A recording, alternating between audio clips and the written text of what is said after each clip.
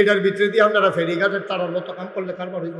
কথা তো একটা মনে করছে, এটা কি কইলে তা আমি একবার ওয়াজও গেলাম মাওয়ার হেই ফারো, পদ্মা নদীর হেই ফারো ভগবান। আমারে যখন দাওয়াত দিছে পরে আমার যারা বন্ধু বান্ধব অনেকে কয় হুজুর এটাকে আপনি নতুন না আরো আগে গেছেন, আমি আবার প্রথম যাইতে আছি। তখন কিন্তু আপনার ওই পদ্মা সেতু চালু হয়েছে না, তখন ওই লঞ্চে ফারণ লাগে অথবা স্পিড বোর্ডে ফারণ লাগে। তো এটা নি কয় যে সাংঘাতিক বিষয় হ্যাঁ হ্যাঁ পেলাম আপনারা দেখবেন হোটেলওয়ালারই সবচেয়ে বাটফা। আমি কই কী রহ কয় খানা ফাতো বোয়াই দিয়া ওকে সাইডা টাইডা মজা করে খানা দিয়া যখন মাইট ফাতো গিয়া সারবেন খাওয়া অর্ধেক হয়েছে আটকে একটা ইয়া করবো লঞ্চ ছাইডা দিতে আছে। আপনি তো হালাই দিয়ে যাবেন হেঁটে বইয়া বইয়া খাইতে আছে। আমি কই যাও কইয়া দিচ্ছেন ভালো হয়েছে, তাহলে আমিও যাইতে বুদ্ধি করিয়ে যাই। তা আমি যখন গেছি পরে আমার যেমনি হ্যাঁ ডাকারাই করে মনে যেন ফ্রি খাওয়ায়, ভিতরে আসেন সেটা ডাইল ভাত খান, কোনো সমস্যা নাই। মনে হয় যেন এটা দাওয়াত খাওয়াইতে আছে আমার। তাই এরকম ডাইকা ডিকা নিয়ে বয়াইছে। ম্যানেজারটা আমার ডাইকা কি চিনছে না চিনছে করতে পারতাম না, তখন আমার তো পরিচিত নাই। কারণ ওই ইয়ার পরে না আমার চিনারা একটু বাড়ছে। হ্যাঁ ওই ইয়ারা যে কইসলাম যে হে ইয়ারার পরে না ইয়ারা কম যেত না, তোমরা যত কথা কেউ ইয়ার আর কম যেত না। হয় এমনি বড় বিপদে আছি, চিন্তা করছে একটা মুরগা কিনা লাইন। তোমরা যা শুরু করছ আমি সাংঘাতিক বিপদে আছি। মার হাবা কয় না রে মালিকাই আসেন আমার হুজুর আমি নিজে রাতে মাছের মাথাটা ধুইছি, এটা আপনি খান। ইলিশ মাছের মাথা সবচেয়ে বড় মাথা, আপনি মজা করে খান। তা আমি তো জানি যে এটা কারবার কি করে। তা আমিও মাছ আমি তো দেন না, অসুবিধা নাই, সুবিধা হইলে দেন। তো মাছ টাছ দিয়ে আসছে মাছের মাথা, এটার মধ্যে তো কাটা বেশি, ইলিশ মাছের মাথা একটু খাইয়ে সবছি। ফোন একটা দৌড় দিয়ে আইয়া সেটা কয় হুজুর লঞ্চ সাইডা দিতে আছে। আমি কই তৈলে খানা দিয়ে একটা প্যাকেটও করে দিই। আমি লঞ্চ বইয়া বইয়া খাই।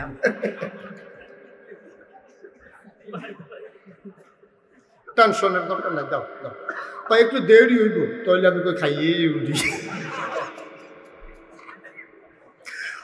মুসলমান মন দিয়ে শুনো, এক নম্বরে তৎকালীন জমানায় যারা সমাজের নেতা তারা আমার নবীকে বাধা দিল। 2 নম্বরে যারা টাকাওয়ালা তারা চিন্তা করলো যে এই টাকা যদি এইভাবে বৈধ অবৈধ কামাই, ইসলাম আসলে এই অবৈধ কামাই আর থাকবে না, মন যা চায় তা করা যাবে না।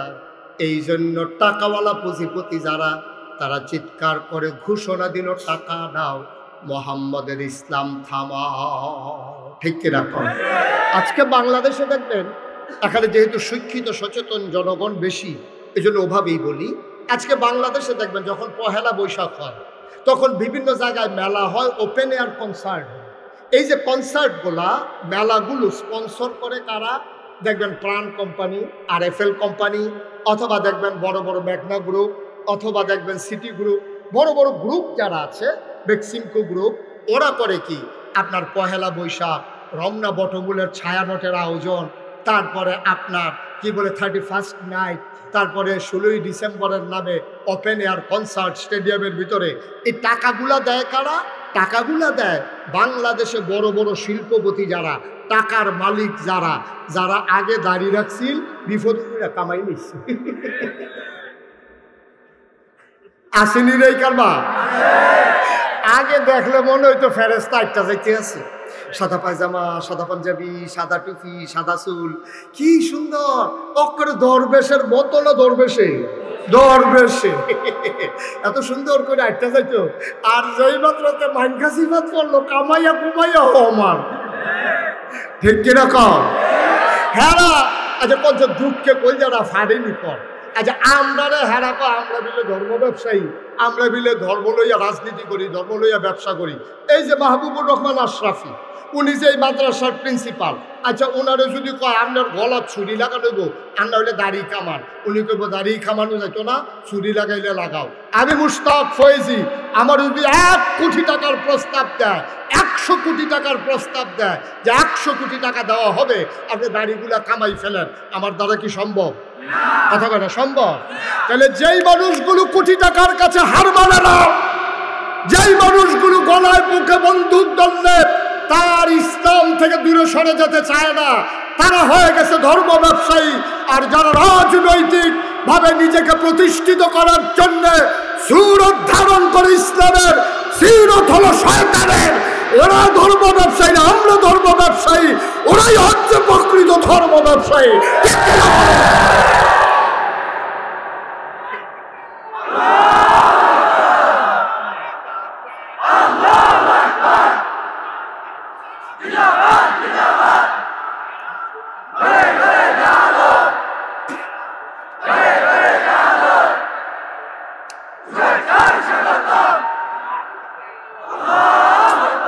সবাই পড়ে না আমিন, জুড়ে পড়ে না আমিন। তাহলে রেজাল্ট কি দাঁড়ালো? রেজাল্ট দাঁড়ালো আল্লাহ তাবারক ওয়া তাআলা ১৫০০ বছর আগেই জানতেন এই কারবার যে হবে। তোমরা সুরত ধরবা একরকম, সিরত নেবা আরেক রকম। এই জন্য আল্লাহ বলছেন ওয়ালা তুতিল কাফিরিন ওয়াল মুনাফিকিন, কাফের মুনাফিকদের অনুকরণ করা যাবে না, যাবে না, যাবে না। ঠিক কিনা কও? এই পথে আমরা যেদিন এসেছি, যেদিন আল্লাহকে আল্লাহ বলে মেনে নিয়েছি, নবীকে নবী বলে মেনে নিয়েছি, যেদিন বিশ্বাস করেছি এই জীবন থেকে একদিন হারিয়ে যাওয়া লাগবে, আর ওই জীবনটা শুধু যেমন তেমন জীবন না, সেখানেই হবে আসল ফায়সালা। সেই দিন থেকে দৃঢ় মনোবল নিয়ে, অটল পাহাড়ের মতো অবিচল আস্থা নিয়ে আমরা বিশ্বাস রেখে এগিয়ে যাচ্ছি। এই পথে চলতে গেলে এ পথ কখনো কুসুমাস্তীর্ণ নয়, এ পথ কণ্টকাকীর্ণ। এ পথে চলতে গেলে কাটার আঘাতে রক্তাক্ত হওয়া লাগবে, রঞ্জিত হবে পিচ ডালা পথ। এটা জেনে জেনেই আমরা এ পথে এসেছি। আমরা জানি এ পথে আসতে গেলে হামলা হবে, হামলা হবে, নির্যাতন হবে, প্রয়োজনে জীবন দেওয়া যাবে, ইমান দেওয়া যাবে না। রাজি আছো কিনা? হাত তুলে দেখা।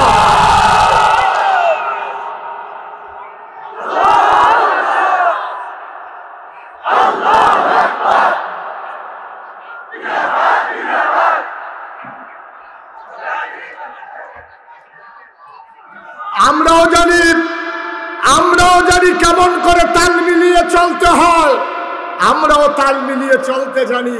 কিন্তু আমরা বিশ্বাস করি এই দুনিয়ায় ফুলের মালার কোনো দাম নাই, কবরে যদি হয় জোতার মালা। ঠিক কিনা বলো?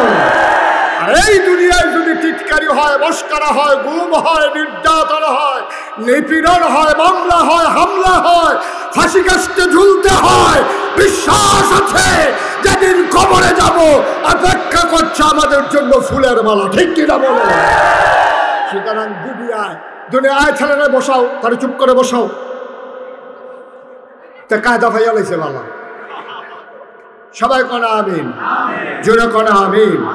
সুতরাং ভাইয়েরা, এটা কোনো হিংসি না, ঝগড়া বিবাদ না, কাউকে হ্যায় করা না, কাউকে খাটো করা না। বিশ্বাস করেন আপনি এই পথে যখন অবিচল আস্থা নিয়ে চলবেন, আপনার হাদিয়া বন্ধ হয়ে যাবে, আপনার উপরে টিটকারি আসবে, মস্কারা আসবে, চাকরির উপরে আঘাত আসবে, আপনাকে মানুষ টিটকারি মারবে, আপনার স্ত্রী আপনাকে মস্কারা করবে এই পথে যদি আপনি সঠিকভাবে আসেন। আজকে নতুন করে আসেন, দেখবেন আপনার স্ত্রী আপনাকে টিটকারি করে মস্কারা করবে। আপনি দাঁড়িয়ে রাখেন না, দাঁড়িয়ে রাখছেন, আপনার স্ত্রী দাঁড়ির পক্ষে না, দেখবেন আপনার কি আগুন যাইতে আছে ঘরের ভিতরে। আপনি টের পাইছে, যার ঘরে এই আগুন সে টের পাইছে। আপনি হাতে জি কইয়াও লাভ নাই, না কইয়াও লাভ নাই, যার ঘরে এই আগুন। এখন তো দাঁড়িয়ে রাখছে, তো হুজুরের ওয়াজ শুনে 5 ওয়াক্ত নামাজ পড়ে দাঁড়িয়ে রাখছে, পাঞ্জাবি গাও দেয়, টুপি পাতার দেয়া নেই, তার বউয়ে কি একটা কারবার চাইতে আছে ঘরটার ভিতরে, একটা আগুন জ্বলতে আছে, এর ভিতরে দিয়া হাতার শালিয়ে ফুল দিছে। আপা কেমন আছো? কি আর ভালো, নমুনা খারাপ। দুলাভাই কতটা দুলাভাই আছে, মাইয়া তো সিল্লান দিয়া লাগছে, দুলাভাইয়ের কি হয়েছে? কতটা দুলাভাই হুজুর না, দুলাভাই বলে হুজুর হয়ে গেছে না, দাঁড়িয়ে রাখলো কেনে, টুপি মাতার দিল কেনে, দুলাভাই এখন হুজুর হয়ে গেছে গা, তাই দুলাভাইয়ের নাই। নাউজুবিল্লাহ কইতেন না, জোরে বলবেন না নাউজুবিল্লাহ। তাইলে বিরোধিতা করলো কয় দল? 1 নম্বরে যারা রাজনৈতিক নেতা, 2 নম্বরে যারা ছিল পুঁজিপতি টাকাওয়ালা। আজকেও বাংলাদেশে ওই যে বললাম পহেলা বৈশাখে 31st নাইটে 16ই ডিসেম্বরের বিজয়ে তারা টাকা দেয়, পয়সা দেয়, কোটি কোটি টাকা কনসার্টে আয়োজন করে, স্পন্সর করে। আজকে চান্দিনা মাহফিল হয়, এখানে কোনো একটা গ্রুপ এসে বলবে না কোরআনের মাহফিল যখন হয় আর আমরা যখন মুসলমান পুরাটা খরচ আমরা কোম্পানি দিতে চাই, বাংলাদেশে কোনো কোম্পানি আয়োজন করতে রাজি না, ঠিক কিনা? ওরা বেহায়াপনা ছড়ানোর জন্য ওদের টাকা ইনভেস্ট করে, ওরা ইসলামকে ধ্বংস করার জন্যে তারা টাকা ইনভেস্ট করে, যুবক যুবতীর মাঝে অবাধ বিচরণ ছড়িয়ে দেওয়ার জন্যে, বেহায়াপনা অশ্লীলতায় আমার এই যুব সমাজকে ধ্বংস করার জন্যে ওদের যত পায় তারা ইসলামকে রক্ষা করার জন্য ওদের একটা টাকাও খরচ হয় না, ঠিক কিনা বলেন? 3 নাম্বার কারা বিরোধিতা করলো? আবার আপনারা চমকে উঠবেন, থমকে দাঁড়াবেন, আশ্চর্যান্বিত হয়ে যাবেন। 3 নাম্বারে নবীর যারা বিরোধিতা করেছে ওরা হলো তৎকালীন ধর্মগুরু, যারা তৎকালীন সময়ে পূজা দিত। আমাদের দেশে হিন্দুদের যে পূজা দেয় তো নিজে নিজে কিন্তু পূজা দেয় না, পূজা নিয়ে ব্রাহ্মণের কাছে কয়, ঠাকুরের কাছে কয়, পুরোহিতের কাছে কয়, ভাই আমার একটা পূজা দেওয়া লাগবে, আমার বড় বিপদে আছে, ব্যবসায় বাইর খাইছি, ফলা বিদেশ যাইব, তারে বিয়া করা, ফলা বাচ্চা হইছে, আমার একটা পূজা দেওয়া লাগবে, একটু পূজাটা দিয়ে দিয়ে। এই কথা বলার পরে তখন পুরোহিত কি কয়, ঠাকুর কি কয়? ঠাকুর কয় 1 ছড়ি কলা লাগবে, 5 কেজি দুধ লাগবে, একটা ধুতি লাগবে, একটা গামছা লাগবে, নতুন একটা ফাতিলা লাগবে, একটা কলস লাগবে, আর একটা খাসি ফাডা, হেরার তো ফাডা না, তো একটা পাঠা লাগবে। এই সবগুলো নিয়ে আসেন, পূজা দেওয়া হবে। খুব ঠান্ডা মাথায় চিন্তা করেন। এখন পূজা দেবে একজন হরিনাথ, হরিনাথে পূজা দিব, গেছে ঠাকুর ব্রাহ্মণের কাছে, ব্রাহ্মণ তারে কইয়া দিছে কি কি লাগবো, কলার ছড়ি লাগবো, দুধ লাগবো, ফাড়া লাগবো, খাসি, তারপরে ধুতি লাগবো, গামছা লাগবো, নতুন ফাইলা লাগবো, নতুন কলস লাগবে। আচ্ছা এবার মনে করেন আজকে থেকে বাংলাদেশে সব পূজা বন্ধ, ইন্ডিয়াতে সব পূজা বন্ধ, তো যারা ধর্মগুরু, যারা ঠাকুর, যারা পুরোহিত, এখন তো তার কাছে আর কেউ পূজা দিতে যায় না। তো পূজা দিতে না গেলে তার কলার ছড়িও শেষ, তার 5 কেজি দুধও শেষ, ফাড়াও শেষ, গামছাও শেষ, তার ধুতিও শেষ, তার নতুন কলসও শেষ, ফাইলাও শেষ। এবার আপনারা এখন এই ব্যাহতার কি বাংলাদেশও আছে যে আপনি করবেন পূজা বন্ধ আর ব্রাহ্মণ ঠাকুরেরা করবে কোনো সমস্যা নাই, বন্ধ করে দাও? এটা মেনে নেবে না। তারা চাইবে পূজা চলুক, তাইলে আমাদের ইনকামের পথ খোলা থাকুক। বাংলাদেশও একদল আলেম নামদারি, যারা নবীর কুওয়ারিশ, নবীর প্রকৃত ওয়ারিশ নয়, যারা জীবন বাজি রেখে নবীর দিনকে আগাই নিতে চায় না, যারা মনে করে এমনি দাওয়াত টাওয়াত খাইয়া হ্যানতে হ্যানতে লইয়া সইয়া এই কেউ দোয়া করে ফার করে দিয়া এইভাবে বিভিন্ন সময়ে বিভিন্ন কাজ কইরা যারা বৈশা বৈশা খায়, শক্ত সামর্থ্য মানুষ থাকার পরেও, এলেম কালাম থাকার পরেও সে একটা গৃহস্থীও করে না, একটা অটোও চালায় না, একটা রিক্সাও চালায় না, একটা ভ্যানও চালায় না, কোনো চাকরিও করে না, কোনো ব্যবসাও করে না, কোনো কৃষিকাজও করে না। যেই মানুষটি বইয়া বইয়া খায় তারা চিন্তা করছে ইসলাম যদি কায়েম হয়ে যায়, সবাই যদি কাজ করে খাওয়া লাগে, তাইলে তো আমার এই সবই বন্ধ। এই সবই বন্ধের জন্য তৎকালীন জমানায় একদল ধর্মগুরু যারা, তারা নবীর বিরোধিতা করেছে, ঠিক কিনা বলো? আজও এই বাংলাদেশের একদল মুসলমান নামধারী, টুপিদারি, ধলাদারি, একদল পাঞ্জাবিওয়ালা মানুষ, তারা দেখা গেছে যে ইসলামের মৌলিক বিষয়ে কথা আসলে তারা নিজেদেরকে ইসলামের বিরোধিতা করা শুরু করে। এবং যখন ওই গণজাগরণ মঞ্চ হয়েছিল, শাহবাগের জমিরও যখন অশ্লীলতা বেহায়াপনা ছড়িয়ে পড়েছিল, তখন এই বাংলাদেশে আলেম নামদারি মানুষগুলো বলেছে যে আমরা সবচেয়ে বড় পুণ্যের কাজ করেছি, এই বেহায়াপনায় যোগ দিতে পেরেছি, ঠিক কিনা বলে? সবাই বলেন নাউজুবিল্লাহ, জোরে বলেন নাউজুবিল্লাহ। তো বইয়া বইয়া খাওয়ান গেলে মেহনত করে খায় কারা? বইয়া বইয়া খাওয়ান গেলে তো মেহনত করে খাওয়ানোর দরকার নাই। বাংলাদেশে মনে কষ্ট নেবেন না, মনে কষ্ট নেবেন না। হক্কানি পীর মাশায়েখ আছে বলে এখনো বাংলাদেশে মুসলমান টিকে আছে, কিন্তু পীরালির নাম দিয়া একদল যেইভাবে ইসলামটাকে শেষ করে দিয়েছে, একদল, সবাই না, হক্কানি পীর মাশায়েখ আছেন এখনো, কিন্তু পীরালির নাম দিয়া একদল মানুষ এই হগিন্নি বেডি টেহা দেয় খায়, রিক্সাওয়ালা টেহা দেয় খায়, খালি হিকছে এইটা এমনি আত্রা এমনি থাকে, কেটাই যেন এমনি ঘুরাই দিছিল, এটা আবার এমনি হইয়া যাই গায়, ঠিক কিনা কও? কেন আপনার মতো মানুষ, আমি যে মুশতাক ফয়েজি, আমিও তো ফিরসাব, আমি মানলো তো আমি মাটি কাটলেও তো ডেলি 500 টাকা পাই। আমি যদি মাটিও কাটি আমার এই ডেলি 500 টাকা রুজ দেওয়ার লাগবো। আমি অটো চালাইলেও 1000 টাকা কামাই করতাম পারাম। আমি সিএনজি চালাইলে আমি 1500 টাকা কামাই করতে পারবো। কিন্তু বাংলাদেশে এমন অনেক পীর আছে, 1-2 জন না শত শত আছে, কোনো কাজ নাই, কোনো কাজ নাই, অর্ধাঙ্গ বিকলাঙ্গ না, পরিপূর্ণ সুস্থ মানুষ, শুধু বৈশা বৈশা খায়, মানুষ দেয় আর হ্যাঁ খায়, এইরকম আছে নাকি নাই? তারে বসান, হ্যাঁ ছেলে বসো বসো, উডে উডে সিফা দিয়ে বেরিয়ে থাকবো না, আছে নাকি নাই? অথচ দেখেন 1500 বছর আগে আমার নবীজি, আহারে কেউ যদি প্রমাণ দিতে পারেন যে একদিন তিনি বসে বসে খাইছে, আবার একদিন একজন প্রমাণ দেন, একটা প্রমাণ দেন যে নবী 63 বছরের জিন্দিগিতে একদিন তিনি অসহায়ভাবে শুধু বসে বসে তিনি খাবার দাবার চেয়েছে। ওনার কি হাদিয়া ছিল না? সাহাবারা তো কলজাটা খেতে দিয়ে লাইতে চাইছে, বেটা বাড়ি ঘর দিয়ে লাইছে। একদিন আম্মাজান আয়েশার ঘরের ভিতরে একজন এই আনসার মহিলা আয়েশা দেখে যে নবীজিরে জিজ্ঞেস করছে, আম্মা ও আম্মা, নবীজি যে ঘুমায় বিছানাটা আমাকে একটু দেখাবেন, কেমন বিছানায় তিনি ঘুমায়? গিয়া দেখে একটা চট, এক ভাঁজ করা একটা চট এটা বিছাই রাখছে। এই চটটার উপরে হাত রাইখা মহিলারা কাঁদতেছে, আরে আমরা কত নরম বিছানায় ঘুমাই, আর নবীজির মতো মানুষ এই একটা চটের উপরে ঘুমায়। এই কথাগুলো কাঁদতেছে, বলতেছে আম্মা ও আম্মা, আমার ঘরে একটা তোষক আছে, উপর দিয়া চামড়া, পেছনে ভেতরে এই এই খেজুর গাছের শোভা দেওয়া, আপনাকে এটা নিয়ে আসবো? আম্মা জান আয়েশা ছোট্ট মানুষ, তিনি খুশি হয়েছেন, তিনি মনে করলেন মজাই হবে, আরাম করে শোয়া যাবে। যখন এই টাইনা দেওয়া হলো, ঈদ অবসরে নবীজি ঘরে ঢুকলেন।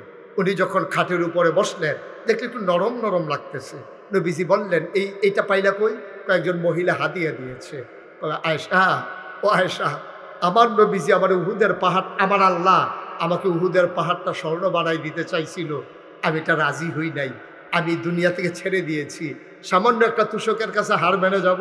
ওকে ডেকে তুষকটা ফেরত দিয়ে দাও, আমার তুষক লাগবে না, আমার জন্য এই চটি আমার যথেষ্ট। সুবহানাল্লাহ বলবেন না? আল্লাহর নবী শেষ বয়সে একটু বাঁকা হয়ে হাঁটতেন, তিনি একটু কজু হয়ে গিয়েছিলেন, বাঁকা হয়ে গিয়েছিলেন। আম্মা জান আয়েশা কেঁদে কেঁদে বলতেন, নবী গো, আপনার বয়স তো এত বেশি হয় নাই, আপনার বয়স আর কত হইছে, এই বয়স আপনি কেন বাঁকা হয়ে গেছেন? আল্লাহর নবী চোখের পানি ছেড়ে দিলেন, ডাক ডাক আয়েশা, ও আয়েশা, তোমাকে বলা হয় নাই খন্দকের যুদ্ধের সময় আমাকে যখন সালমান ফার্সি পরামর্শ দিল যে মদিনার চতুর্পাশ দিয়ে একটা খাল খনন করেন যেন কাফেররা আমাদেরকে আক্রমণ করতে না পারে? আয়েশা গো, ও আয়েশা, খাল খনন করতে গিয়ে আমার সাহাবারা সবাই মাটি কাটতেছিল, পাথর উঠাইতেছিল, বড় একটা পাথর পড়ে গেল, এটা কোনোভাবেই উঠানো যাচ্ছিল না। জুহরের আজান পড়ে গেছে, মানুষগুলো অস্থির হয়ে গেছে, পাথর আর আলগি দেওয়া গেল না, বিরাট পাথর। নবীজির কানে যখন খবর গেল, নবীজি বললেন, সবাই সরো, এই দায়িত্ব আমার উপরে, আমাকে দাও, পাথরটা আমি সরিয়ে দেই। সুবহানাল্লাহ। আল্লাহর নবী পাথরে ধরলেন, তিনি সবাইকে সরিয়ে দিলেন। আল্লাহর নবী পাথর ধরে যেই টান মেরেছেন, রগের ভিতরে টান পড়েছে, কোমরের ভিতরে তিনি ব্যথা পেয়ে ফেললেন। তিনি আস্তে করে সোজা হয়ে দাঁড়াতে গেলেন, একটু বাঁকা হয়ে গেলেন। নবীজি কান্দে আর কয়, আয়েশা, সেই দিন যে পাথর টান দিয়ে একটু ব্যথা পাইছিলাম, এই ব্যথাটা আজ পর্যন্ত আর আমার কাছ থেকে গেল না।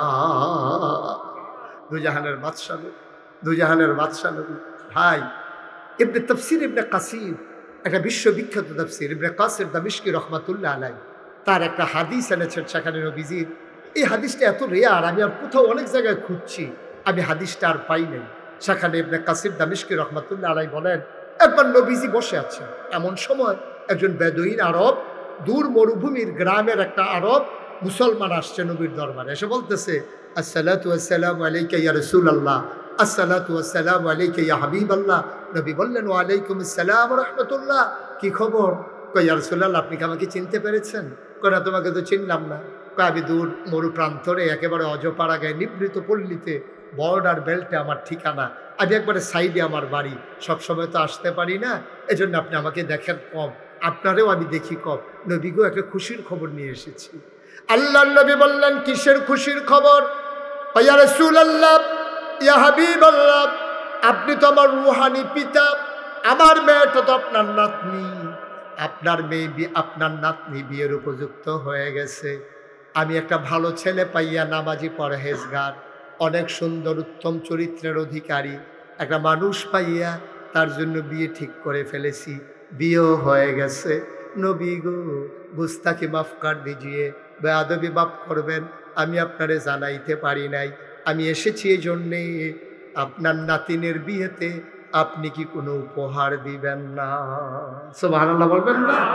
আপনি সম্পর্কটা দেখছেন? আপনি কি সম্পর্কটা বুঝতে পারতেছেন? কেমন সম্পর্ক থাকলে উম্মতি গিয়া নবীজিরে কয়, ইয়া রাসূলুল্লাহ, আমার ভাইয়ার বিয়া, আপনি কিছু দিতেন না? আপনি পারবেন আপনার নেতারে কইতেন?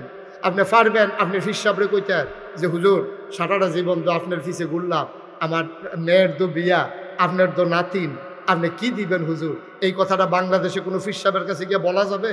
বরং ফিস সাহেব আরও আশায় থাকে, নাতিনের যখন বিয়ে হয়েছে একটা লুঙ্গি আর একটা ছাতি তো নিশ্চিত, ঠিক কিনা কন?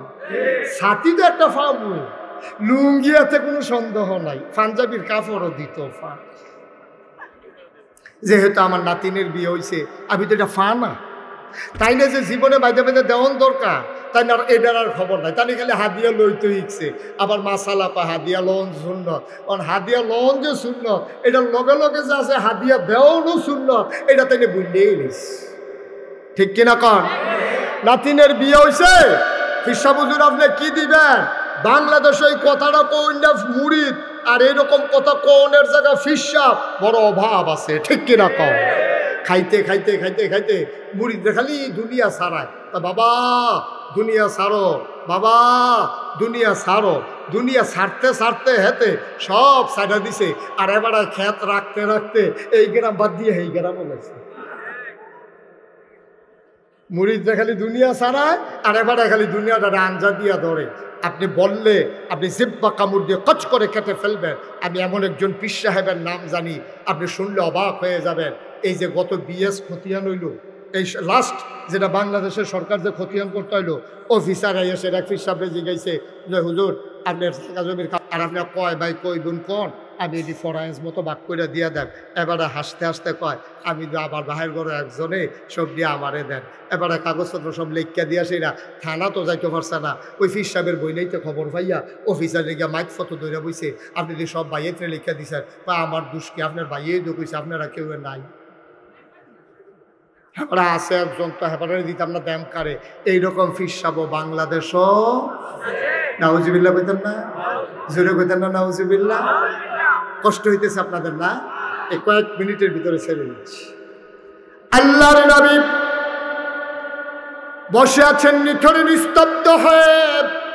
সাহাবা গিয়া কয়, ইয়া রাসূলুল্লাহ, ইয়া হাবিবাল্লাহ, আপনার নাতিনের বিয়ে, আপনি কি কোনো উপহার দিবেন না? নবী বিব্রত হয়ে গেলেন, পকেট হাতড়ালেন, একটা পয়সাও পকেটে নাই, ঘরে দেওয়ার মতো কিচ্ছু নাই। নবী এত লজ্জা পাইলেন, চেহারাটা লাল হয়ে গেল, চোখের কোণায় পানি জমে গেল। নবী থেমে যাওয়ার মানুষ না। নবী বললেন, সাহাবা আমার, আগামীকালকে সকাল 11টার দিকে তুমি আইসো। যদি আমি দরজা বন্ধ করে আরাম ফরমাই, তোমার সাথে আমার গোপন সংকেত, তুমি দরজায় ধরে নাড়া দেবা, শিকলে ধরে 3 বার নক করবা, আমি বুঝবো তুমি এসেছো, তোমাকে অনুমতি দেওয়া হলো, আমি এটাকে বেয়াদবি মনে করব না। এই কথা বলে চলে গেলেন সাহাবা। যাওয়ার পথে নবী বললেন, ছোট্ট একটা শিশি আনবা, একটা কাঠি আনবা। শিশি আর কাঠি নিয়ে সাহাবা আসলেন। পরের দিন নবী দরজা বন্ধ করে ঘুমিয়ে আছেন। আস্তে করে 3 বার নাড়া দিলেন, সালাম দিলেন, আসসালাতু আসসালামু আলাইকা ইয়া রাসূলুল্লাহ, আসসালাতু আসসালামু আলাইকা ইয়া হাবিবাল্লাহ। দরজা খুলে দিলেন নবীজি, আহলান সাহলান মারহাবা, মোস্ট ওয়েলকাম, আমার ঘরে তোমারে স্বাগতম। সাহাবা ভেতরে ঢুকলেন। নবীজি বললেন, শিশি আনছো নাকি? কই, জি ইয়া রাসূলুল্লাহ, শিশি এনেছি।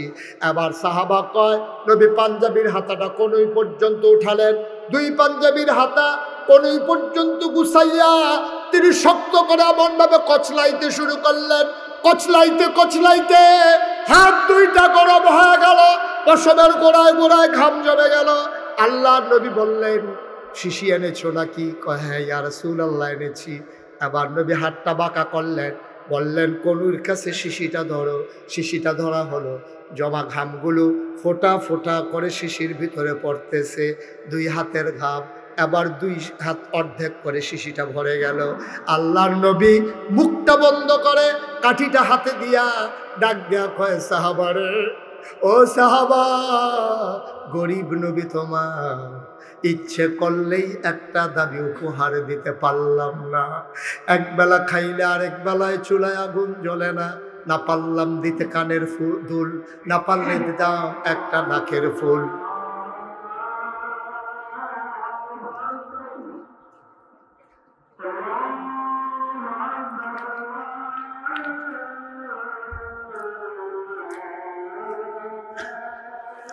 একটু বসেন। এই যে এই ছেলে, মাইটা কালারের গঞ্জি, বসো।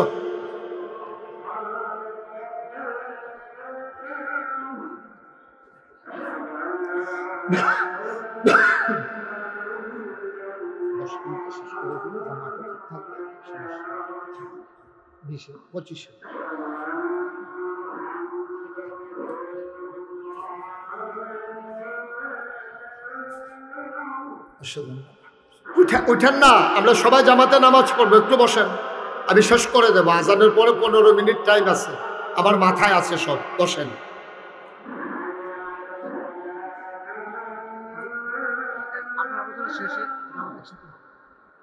ওরা তো আজানটা একটু থামাইতে পারলাম না। ওকে ফাইন, আমি আর একটু কথা শেষ করি, অসুবিধা নেই, সমস্যা। এই যে ভাই, কি করতেছেন আপনি? আর আসতেন যে পরে বল, পরে বইয়ে থাকছি।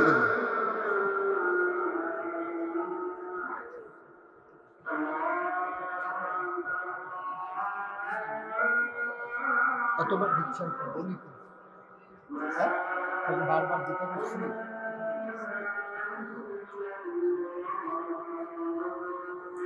আল্লাহুম্মা সাল্লি আলা সাইয়্যিদিনা। সবাই পড়েন আমিন। 2-1 ভাই উঠতেছিলেন, এটা না, এরকম না, বিষয়টা এরকম না। প্রস্রাব তো ধরতেই পারে। আপনি ঢাকা থেকে বাসে উঠছেন, প্রস্রাব ধরছে, চান্দিনা আসার আগ পর্যন্ত কতবার আপনি কইছেন কন্ট্রাক্টরে কই গেট লক, চাকরি থাকতো না। আপনি এই ফেসাব লই আইয়া পড়ছেন না চান্দিনা, তো মাহফিলও ফেসাব ধরলে করণ লাগবে, এটা কইছে কাটা, একটু বইলেই তো হয়। কই দেন, অসুবিধা নেই। আমিন কর, জোরে কন, আরো জোরে। আমি শেষ করে দিচ্ছি, যে কথাটা শুরু করেছিলাম শেষ করবো না, ছেড়ে দেব। সবাই কন আমিন।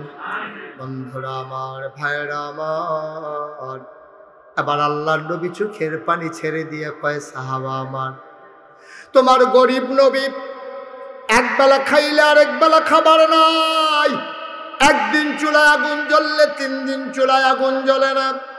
তোমার মেয়ের বিয়েতে খুব আশা ছিল বড় একটা উপহার দেব, কিন্তু দেব কেমনে? গরিব নবী তোমার, দিতে পারলাম না একটা নাকের ফুল, 2টা কানের দুল, পারলাম না গলার মালা, হাতের মালা, বেনারসি কাঁথান, কোনো কিছুই তোমার মেয়েকে দেওয়া হলো না। ঘরে এসে তালাশ করলাম, বিয়েতে দেওয়ার মতো কি আছে তোমার মেয়ের জন্যে? অনেক তালাশ করার পরেও কোনো জিনিস পাই নাই। তোমারে কথা দিয়েছি উপহার দেব, বাবা কিচ্ছু দিতে পারলাম না। এই যে আমার গায়ের পসিনা, এই যে পসিনা মুবারক ঘাম, এটা তোমার শিশির ভিতরে দিলাম, মুখটা বন্ধ করে নিয়ে যাও। তোমার মেয়ের বিয়েতে আমি নবীর পক্ষ থেকে এইটাই উপহার।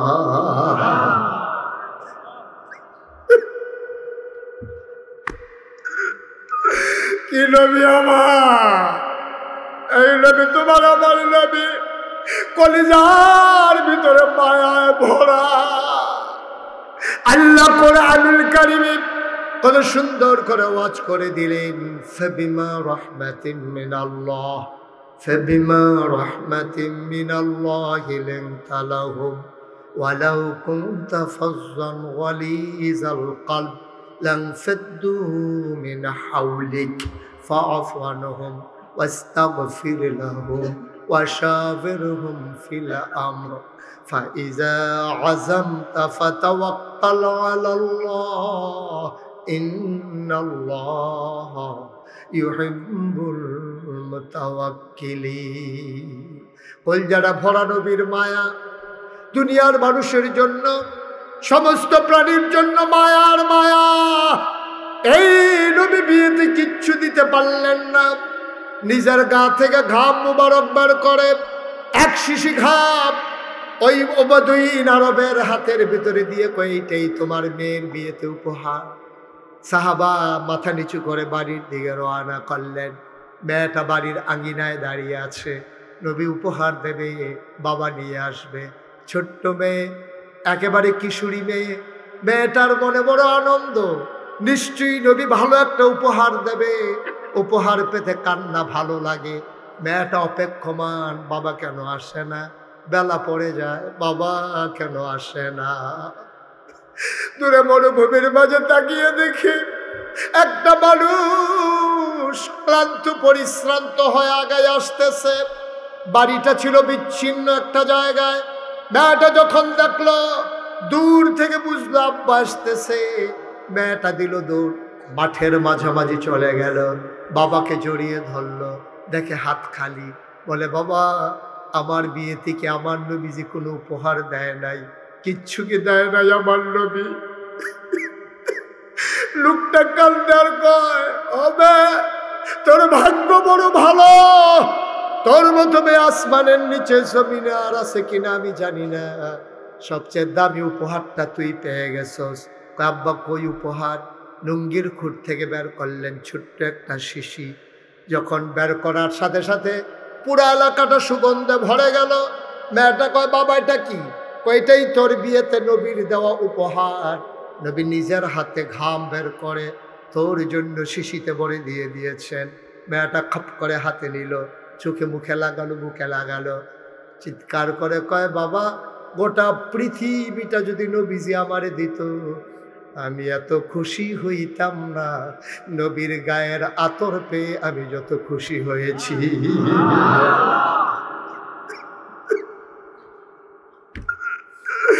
ও চাঁদিনার মুসলমান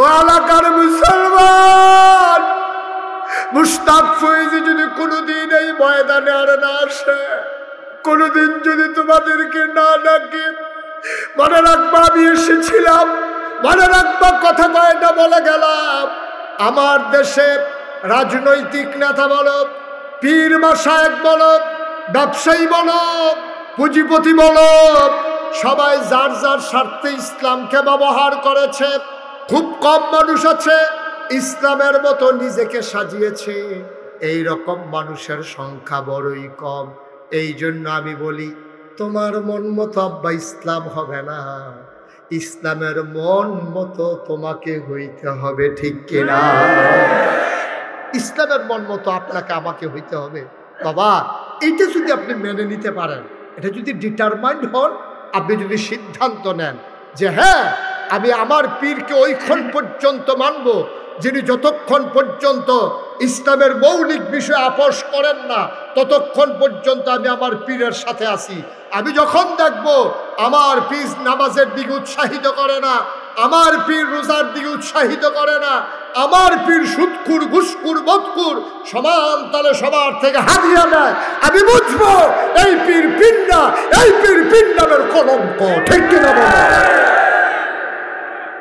এইটাই যদি আমরা সিদ্ধান্ত নিয়ে আগাই যেতে পারি এটাই যদি সিদ্ধান্ত নিয়ে আগাইতে পারি মৌলিক বিষয়ে কখনো তো ফারাক থাকতে পারে না কোনো মতবিরোধ থাকতে পারে না কেন আপনি নামাজের ব্যাপারে তো কোনো দ্বিমত নাই এই যে ফরজ নামাজ ফজরের নামাজ 2 রাকাত জুহরের নামাজ 4 রাকাত আসরের নামাজ 4 রাকাত মাগরিবের নামাজ 3 রাকাত এশার নামাজ 4 রাকাত এই ফরজের ব্যাপারে কারো কোনো দ্বিমত নাই আমি যদি এখন বলি আজকে যেহেতু এত বড় মাহফিলের আয়োজন হয়েছে আমরা সবাই আলেম ওলামারা আসছি মঞ্চের পার্শ্বে ডাইনে বামে মাদ্রাসায় এত বড় বড় আলেম আজকে সবাই মিললে আমরা সিদ্ধান্ত নিলাম মাহফিলের দিনে তো এখন আর কাজকর্ম নাই আর নামাজ তো ভালো জিনিস এটা তো আর খারাপ জিনিস না আজকে মাহফিলের দিনে আমরা সবাই মিলে এশারের ফরজ নামাজ আমরা 8 রাকাত পড়ব রাজি হবেন আপনারা? কথা বলেন, রাজি হবেন আপনারা?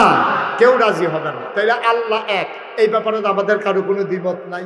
নবীজি একজন, এই ব্যাপারে তো কারো দ্বিমত নাই। এই কোরআন আমাদের সংবিধান, এই ব্যাপারে তো কারো দ্বিমত নাই।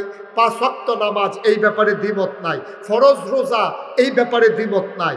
ওয়ালিল্লাহি আলান নাসি হিজ্জুল বাইতি মান ইসতাতা ইলাইহি সাবিলা, সামর্থ্য থাকলে হজ করা, এই ব্যাপারে দ্বিমত নাই। ওয়া আতুজ যাকাত, যাকাত প্রদান করা, এই ব্যাপারে কারো দ্বিমত নাই। দ্বিমত কোন জায়গায়?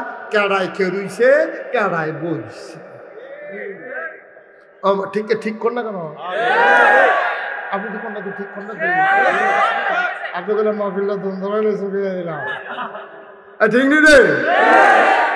এই বাংলাদেশে কোথাও আপনারা এই পর্যন্ত শুনছেন যে নামাজি বেনামাজি ফিটাফিটি করে 5 জন হাসপাতাল? কথা কোন সত্য? শুনলেও কইবেন না, শুনলে না কইবে।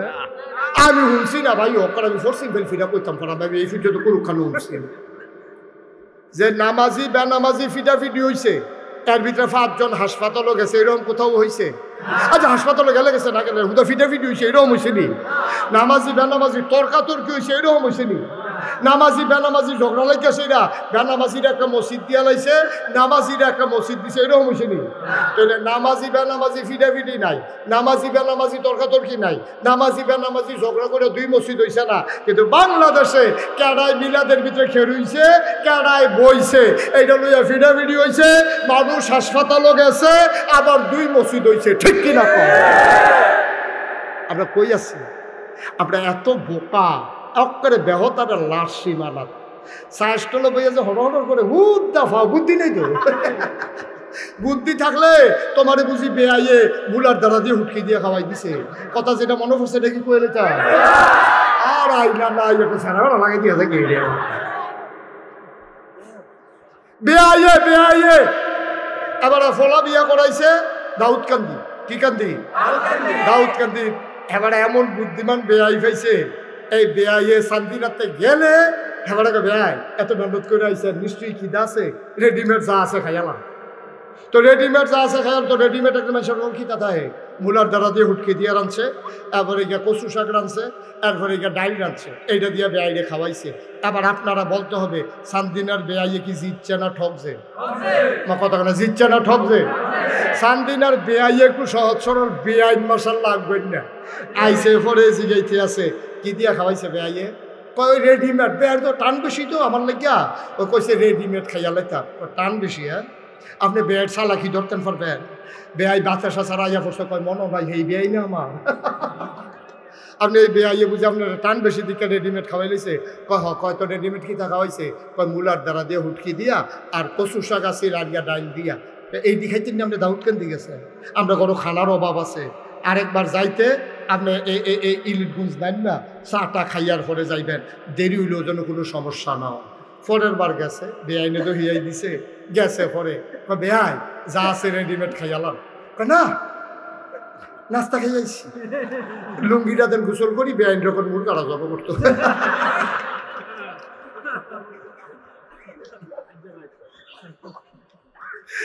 এখন এই দাউদকান্দির বেআইয়ে কি জিতছে না ঠকছে রে?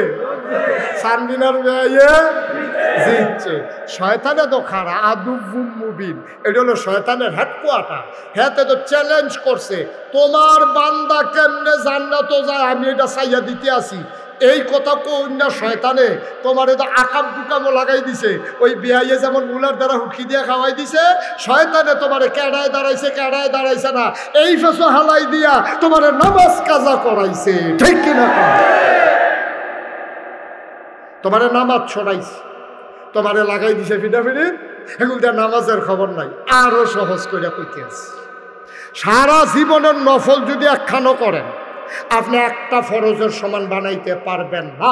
পারবো? তাহলে মোলামা যারা আছেন পারবো?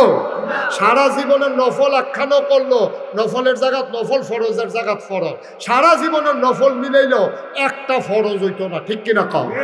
তো দাউদ এই নোয়াখালীর হুজুর তো তারা আবার সিহন বুদ্ধি বেশি, তারা ডাব খায় বেশি, তো আইউডিন বাবা। তো এই দাউদকান্দির হুজুরে যখন ওয়াজ করতে আসে, সারা জীবনের নফল মিলাইলেও একটা ফরজ হইতো না, একবার মাই দেখে দিচ্ছে, খেলে হুজুর তাহলে নফল দিছে ফল্লা বেড়িকে ফাও গেল। কেন ফাও না, থাকবো, তবে ফরজ বানান যেত।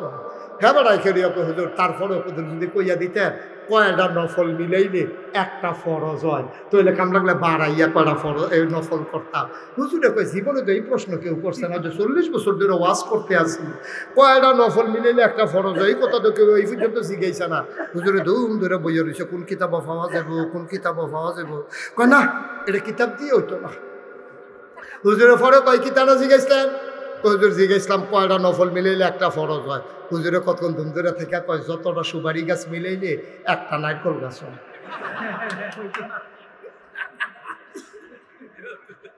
1 কোটি সুপারি গাছ মিলাইলে তুমি যেমন একটা নারিকেল গাছ বানাইতে পারবা না, সারা জীবনের নফল মিলাইলে ফজরের একটা সাজদার সমান বানাইতে পারবা না, ঠিক কিনা? তোমার নফল লাগাই দিয়া ফরজ তরক করাইতে আছে। তুমি দাউদ কান্দির বেআইয়ের সব পড়ো পড়ছো, তোমারে মুলার দ্বারা হুটকি দিয়া দিয়া খাওয়াইতে আছে। তুমি ফানা হইলা মুরগা, তোমারে লাগাই দিছে মুলার দ্বারা দিয়া হুটকি দিয়া। আব্বা তুমি বুঝছো না তোমারে যে কি ধরা খাওয়াইছে। নানান সুরতে তোমার কাছে আইয়ে কোনো শয়তান বললাম 2 জাতের, এটা আপনারা হুমসান না বোধ হয়। মিনাল জিন্নাত ওয়ান নাস, শয়তান জিনের ভিতরে আছে মানুষের ভিতরেও আছে। এখন যেতে চুরি করতে আইয়ে জুতা, মসজিদও যেতে চুরি করতে আইয়ে, হাতে কোনো গোলার বিদ্যালয়ে হাতা হেনা সুর, হাতে কোনো একটা বাট ফেরা ভাব ধরে আইয়ে না, হাতেও বিশের একটা পাঞ্জাবি গাও দেয়, হাতেও বিশের একটা টুফি মাথার দেয়।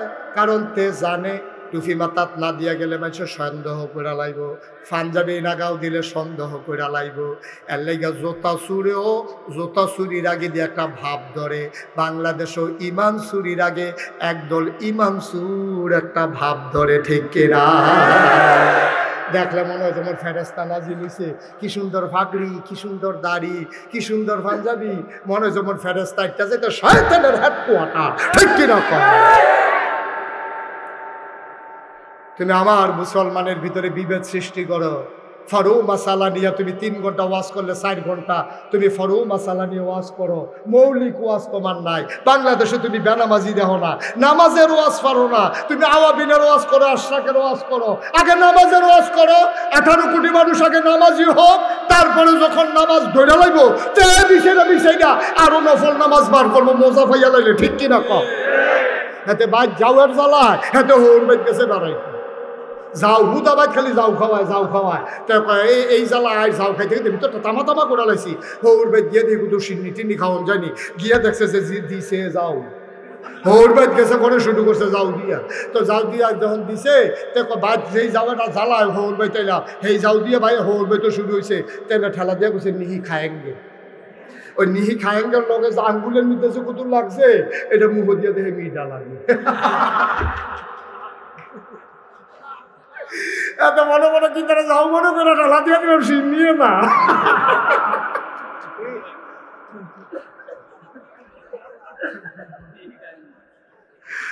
ও চান্দিনার মানুষ মন দিয়ে শুনো, তুমি ওই যাও আর সিন্নি একখানো কইল না, তোমার সিন্নিতে যাও লাগাই দেওয়ান গেলে তোমার বড় লাভ। ও ভাই হাতে ধরে বলে যাই, পায়ে ধরে বলে যাই, আজকে মুসলমান একটা ক্রাইসিস পিরিয়ড ওভারকাম করতেছে। এর ভিতরে দয়া করে বিভেদ সৃষ্টি কইরো না, বিভেদ সৃষ্টি কইরো না, বিভেদ সৃষ্টি কইরো না। মৌলিক বিষয়গুলো সবাই এক হয়ে যাও। আমাদের আল্লাহ কয়জন?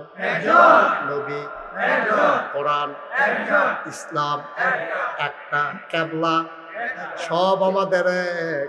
আমরা কেন দলে দলে আজকে অনেক? ভাই যতদিন তোমরা অনেক থাকবা ততদিন তোমরা মাইর খাবা।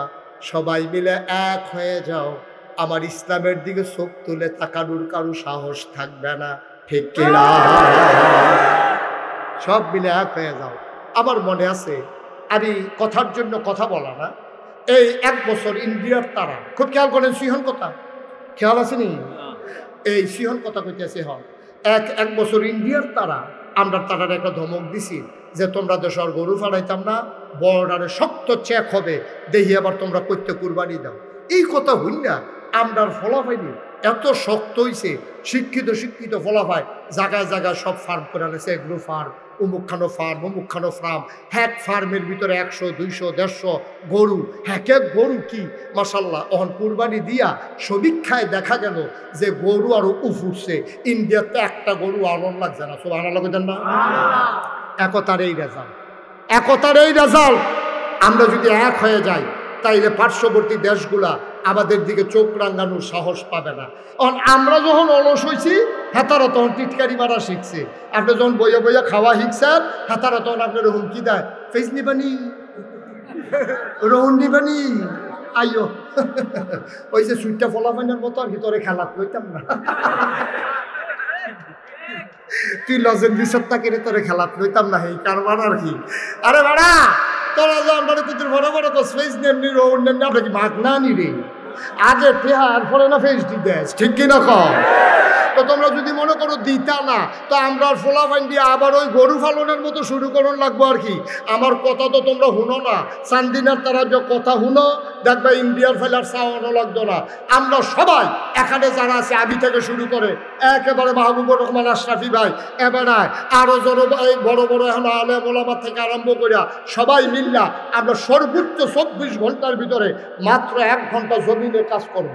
আমরা পেঁয়াজ গাছ লাগাবো, আমরা রসুন লাগাবো, আমরা কাঁচা বইচ লাগাবো, ধনিয়া পাতা লাগাবো।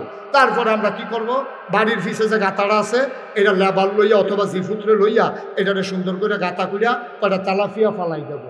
তেলাপিয়া আর আম্মারে কয়াম, আমরা যার ওয়াইফরে কয়াম যে যার উড়ান আছে উড়ানের ফইডার কোনাটা দিয়া কয়টা লাগার দানা কয়টা সয়ের দানা লাগাই দিব।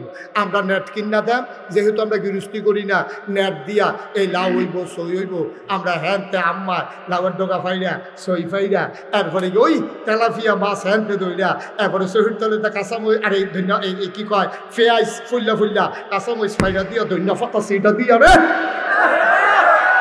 ঠিক কিনা কম। গাতারতে তেলাপিয়া দোনা লাগব, শহীদ তলেতে ফেস লই যাইব, কাঁচামরিচ ফাইরা দিয়া ধন্য পাতা সিটা দিয়া এরপরে খাসির দানা আমরা যেদিন সই গাছ নামাইব খাসির দানা নামাইয়া আমরা ফেস শহীদ তলে। এরপরে আমি দেখতাম আগে আমরা ছোটবেলায় আমরা এই রসুন করতো, রসুন বেনিতে চুলের মতো বেনি বানাইয়া ওই তো রোখের লোকে রুয়ার লোকে নিয়ে বান ঠিক রে আম্মাই হ্যানটা নামাইয়া চেঁচা দিয়া এই ডাইল বাগার দিয়া লাইতো। আমরা যদি আবার নিজেরা এই মানুষগুলো এখানে যারা আছি আমরা যদি সবাই মিলাজকে সিদ্ধান্ত নেই আমাদেরকে আর কাউকে চোখ রাঙ্গাতে দেব না, টিটকারি বস্কারা করতে দেব না। আমরা যদি নিজেরা ফেস করা শুরু করি, নিজেরা রসুন করা শুরু করি, ধন্যবাদ ধন্যবাদ কাঁচামরিচ লাগান শুরু করি, ফিসের গাতাটা নিতে করে তেলাপিয়া হালাই রহি, দেখবা যে আমরা স্বয়ং সম্পূর্ণ হয়ে যাব। এরপরে এটি কোনো রাহুন্য জিনিস না। আনারস ফাইকা গেলেগা একদিনের তো 2 দিন রাখবা, এরপরে ফসা ধরবো। আমরা যদি না আনি কাডল ফাইকা সারলে তারা না খাইয়া যেটি থাকবো, আমরা যদি না আনি তখন তারা কী করবো ফেস করে 1 বছরের 1 বছর রাহন জানা এটি খাওয়ান লাগবে। আমরা যখন এরপরে আনতাম না, যখন কেউ তো আমরা রয়ে গেলে আমরা আনাম কিনতাম, এরপরে ইন্ডিয়ার তারা কাটা তারের বেড়ার কাছে আইয়া তোমরা ডাক দিব, দুলা ভাই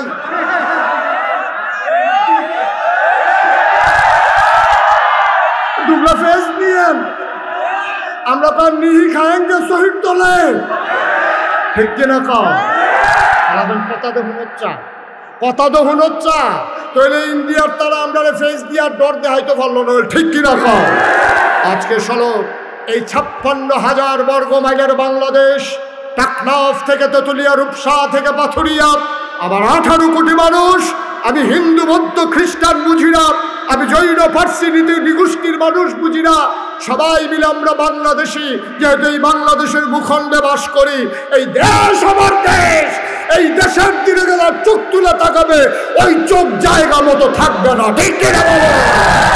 সুতরাং আসুন সবাই মিলে আমরা ঐক্যবদ্ধ হই, সবাই মিলে আমরা একতাবদ্ধ হয়ে সবাই মিলে জানান দেই এই দেশ আমার দেশ, আমার ধর্ম ইসলাম, আমার রব আল্লাহ, আমার নবী মুহাম্মদুর রাসূলুল্লাহ, আমার জীবন বিধান সংবিধান আমার কোরআন। যদি দীপ্ত শপথ নিতে পারো, খোদার কসম পূর্ব আকাশে সূর্য ওঠা যেমন সত্য, পশ্চিমে অস্ত যাওয়া যেমন সত্য, চতুর্দশী পূর্ণিমার চাঁদ যেমন আকাশে হাসে ফকফকা জ্যোৎস্না বিলায় এটা যেমন সত্য, আল্লাহর জমিনে আল্লাহর দ্বীন কায়েম হওয়া তার চাইতে আরো বেশি সত্য, ঠিক কিনা বলো।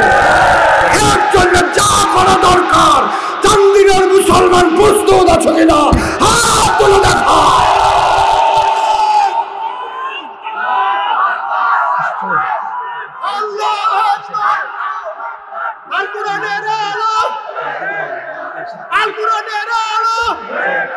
সবাই পড়েন আমিন।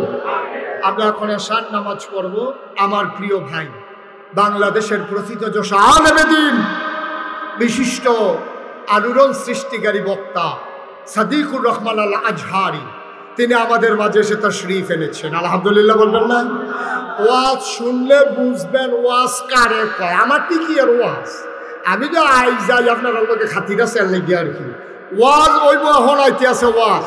সাদিকুর রহমান আল আজহারি উনি ইনশাল্লাহ আপনাদের সামনে আসার পর পর আলোচনা করবেন, নামাজের পর পর সাথে সাথে। আচ্ছা, আমার এক ভাই আবার মসজিদ, আপনারা তো জানেন সবাই, আবার মসজিদের একটা বিরাট কাজ ধরেছি, 30 কোটি টাকা। আমার এক ভাই 500 টাকা আমার মসজিদের জন্য, রুমের ভিতরে এক ভাই। সবাই দোয়া করেন, টাকা বড় কথা না, সবাই দোয়া করেন আল্লাহ যেন আমার মসজিদটাকে কবুল করে। 30 কোটি টাকার মসজিদ